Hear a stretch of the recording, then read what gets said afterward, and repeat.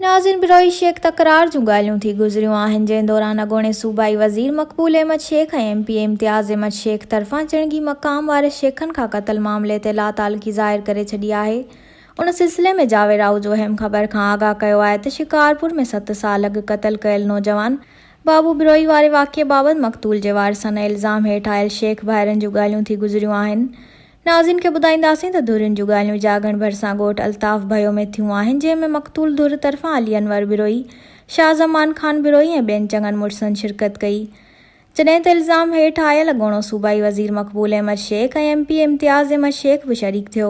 धुरियुनि जूं ॻाल्हियूं सूबाई वज़ीर मीर बाबल भयो जी कोशिशनि सां थी गुज़रियूं आहिनि, जंहिं में अॻूणे MNA गोस बख्श महर, ज़िले चेयरमैन सरदार ज़ुल्फ़कार अली कमारियो, अॻूणो MNA doctor Muhammad Ibrahim Jatoi, MPA Muhammad Arif Mahar, Sardar Changez Khan Sasoli, सरदार चंगेज़ ख़ान पवन ऐं ॿियनि पिणु शिरकत कई।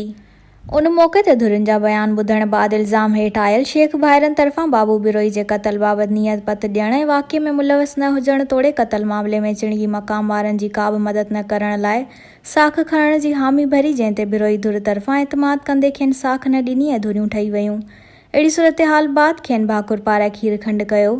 यादि रहे त 7 साल अॻु शेख धुर जे हथियारबंदनि पारां शिकारपुर जे सदर पाड़े में सिनोकर जी दुकान ते हमलो करे नामयारी वकील शाहनवाज़ ख़ान बिरोई जे पुटु बाबू बिरोई खे सरेआम गोलियूं हणी क़त्ल कयो हो।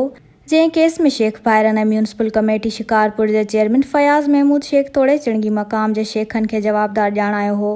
अहिड़े क़त्ल मामले बाबति शेख भाइरनि तरफ़ां अॼु लातालगी करे बिरोई धुर सां ठाह कयो वियो आहे।